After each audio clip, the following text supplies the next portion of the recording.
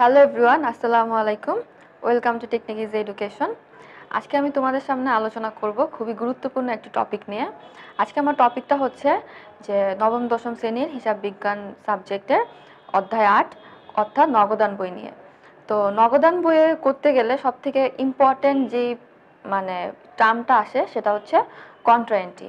তো কন্ট্রা এন্ট্রির জন্য অনেকেই আমরা নগদান বইটা একটু ভয় পাই, অনেকের কাছে একটু টাফ লাগে। তো আজকে আমি একটু চেষ্টা করব তোমাদেরকে কন্টেন্টের যে মানে যে বেসিকটা, কন্টেন্টের যে থিমটা, এটা মানে পুরোপুরি ক্লিয়ার করার জন্য। তো আসো দেখি। তো ফার্স্টে এখানে কি লেখা আছে, আমি একটু কন্টেন্টের সংজ্ঞাটা লিখে নিয়ে এসেছি।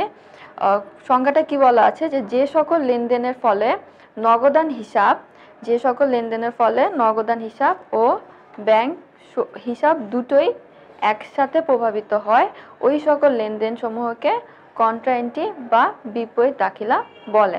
কন্ট্রা এন্ট্রির হচ্ছে এটা ইংলিশ, কন্ট্রা এন্ট্রি হচ্ছে ইংলিশ শব্দ, এটাকে বাংলায় বলা হয় বিপরীত দাখিলা।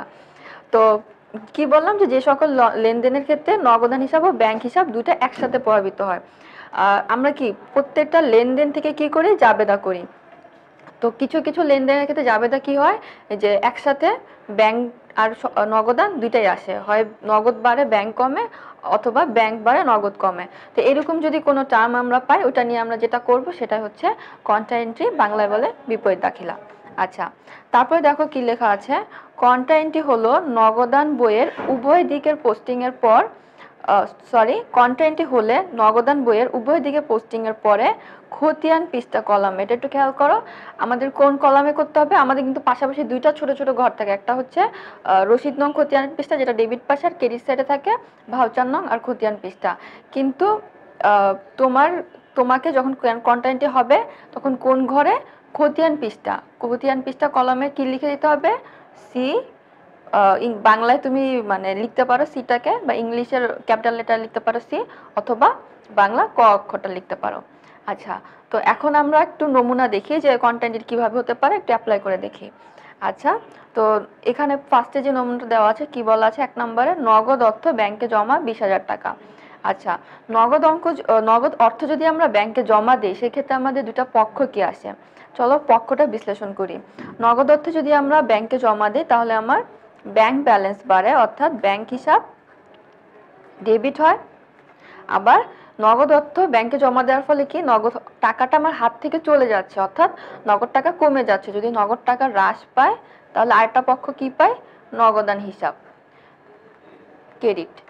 ঠিক আছে, তো এখন আমরা দেখব, মানে আমি কি বলেছিলাম যে সংজ্ঞায়, যে যদি কোনো লেনদেন ব্যাংক আর নগদ দুটাতেই প্রভাব ফেলে, তাহলে এই যে লেনদেনটা এটা কি একবার ব্যাংক আবার নগদ দুটাতেই প্রভাব ফেলেছে, তার মানে কি এটা হবে কন্ট্রা এন্ট্রি।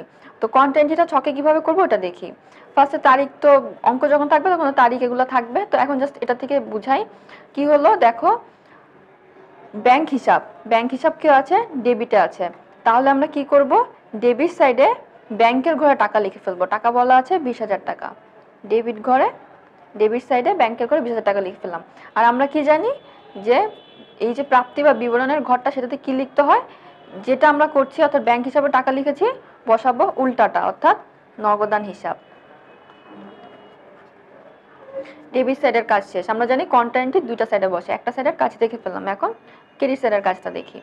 ক্রেডিট সাইডে নগদান হিসাব কি, নগদান হিসাব হচ্ছে ক্রেডিট। তাহলে ক্রেডিট সাইডে নগদের ঘরে লিখবো 20,000 টাকা, আর প্রদানের ঘরে এই নগদানের অপোজিটে কি আছে, ব্যাংক হিসাব, লিখে দিব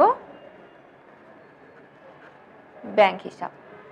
তো যেটা বলেছিলাম যে কি হবে, কন্ট্রা এন্ট্রি করার পরে আমাদের খতিয়ান পৃষ্ঠাতে সি বা ক লিখে নিতে হবে। তো আমি এখানে সি লিখলাম, খতিয়ান পেজে সি লিখলাম।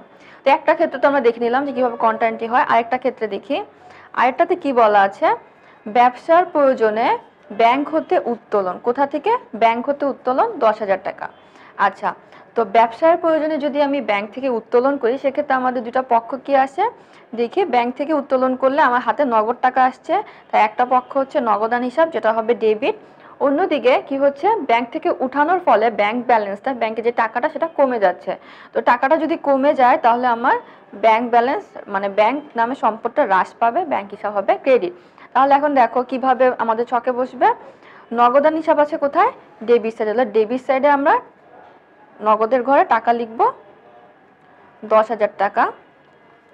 আর প্রাপ্তি ঘরে নগদানের অপোজিটে যেটা আছে অর্থাৎ ব্যাংক হিসাব সেটা লিখতে হবে। আবার ক্রেডিট দিকে কি আছে? ক্রেডিট দিকে আছে ব্যাংক হিসাব। তাহলে আমরা ক্রেডিট সাইডে চলে যাব, ব্যাংকের ঘরে লিখব 10,000 টাকা। আর প্রদানের ঘরে কি লিখব? ব্যাংকের অপোজিটে কি ছিল? নগদান হিসাব। তাহলে প্রদানের ঘরে লিখব নগদান হিসাব।